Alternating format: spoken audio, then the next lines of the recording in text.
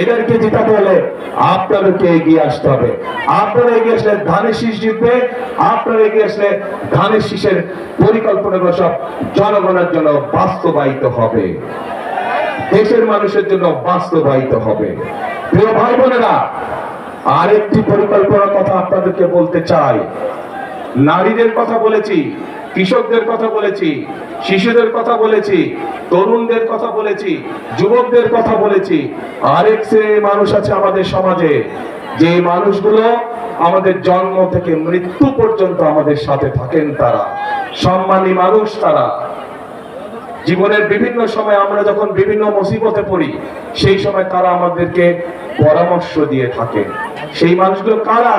সেই মানুষগুলো হচ্ছে আমাদের বিভিন্ন মসজিদ, বিভিন্ন মাদ্রাসার ইমাম সাহেবরা, খতিব সাহেবরা, মুয়াজ্জিন সাহেবরা।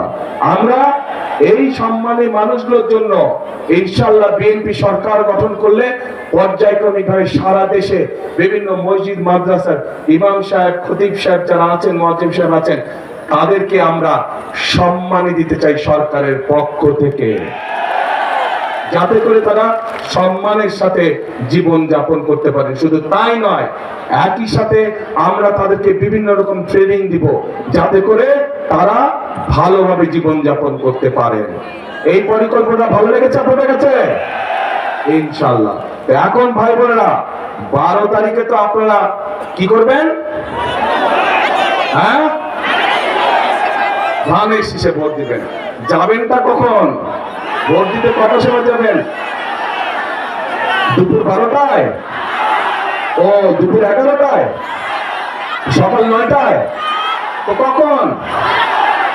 হ্যাঁ, তাহাজ্জুদের নামাজ পড়তে উঠবেন ওই দিন। আল্লাহর কাছে রহমত চাইবেন যে যাতে সারা দেশের ধানের শীষ জয়যুক্ত হতে পারে। এই রহমত চাইবেন আল্লাহর কাছে।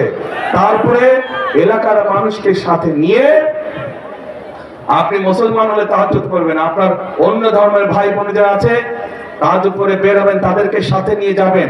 গিয়ে তারা তাদের ধর্মীয় আচার অনুষ্ঠান ভোরবেলায় যেটা থাকে সেটা তারা করবে। পাশে আপনারা মুসলমান যারা ফজরের জামাত আদায় করবেন, যার যার যেই ভোট কেন্দ্র, ভোট কেন্দ্রের সামনে, ঠিক আছে? পরে লাইন দিয়ে দাঁড়াবেন, ভোট শুরু হবে, সাথে সাথে ভোট দেওয়া ইনশাআল্লাহ শুরু করবেন। কিন্তু ভোট দিয়ে সাথে সাথে চলে আসলে চলবে না। কি করা লাগবে? থাকতে হবে, কড়ায় গন্ডায় বুঝে নিয়ে আসতে হবে। কেন এই কথাটা বললাম? বহু বছর হয়ে গেছে আমরা তো ভোট দেবার সুযোগ পাইনি, তাই না? যেহেতু আমরা ভোট দেবার সুযোগ পাইনি, এর আগে আমাদের ভোট বিভিন্ন জন বিভিন্ন ভাবে লুটপাট করে নিয়ে গিয়েছে। এবার সেই জন্য আমাদেরকে সজাগ থাকতে হবে, যাতে কেউ আমাদের ভোট লুটপাট করে নিয়ে যেতে না পারে। পারবেন তো পাহারা দিয়ে সতর্ক থাকতে? ইনশাআল্লাহ। তাহলে প্রিয় ভাই বোনেরা, আরেকটি গুরুত্বপূর্ণ কথা, 1971 সালে যুদ্ধ হয়েছিল। এখানে যারা ইয়াং আছেন তারা, আপনারা তরুণ যুবক যারা আছেন তারা আপনারা বইয়ে খাতায় পড়েছেন। মুরব্বী যারা আছেন, আমাদের বয়সী যারা আছেন, তারা দেখেছেন বা জানেন সেই যুদ্ধে দেশের স্বাধীনতা অর্জিত হয়েছিল। সেই যুদ্ধে বহু মানুষ শহীদ হয়েছিল। প্রিয় ভাই বোনেরা, পরবর্তীতে এই 2024 সালে 5ই আগস্ট সেই স্বাধীনতাকে রক্ষা করেছে এই দেশের ছাত্র জনতা সহ সমাজের সকল শ্রেণী পেশার মানুষ।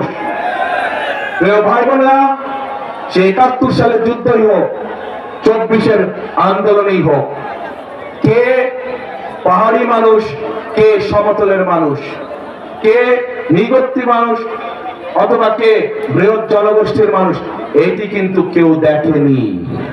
রাজপথে সবাই পাশাপাশি আন্দোলন করেছে। 71 সালের যুদ্ধের মধ্যে সবাই একসাথে যুদ্ধ করেছে। কে মুসলমান, কে বৌদ্ধ, কে খ্রিস্টান, কে অন্য ধর্মের মানুষ, কেউ দেখে না।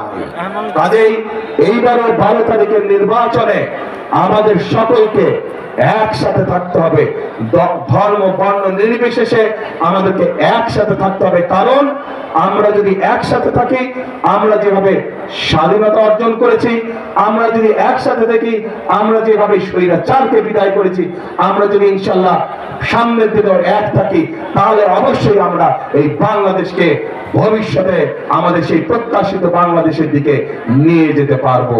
কে বোঝা গেছে ভাই?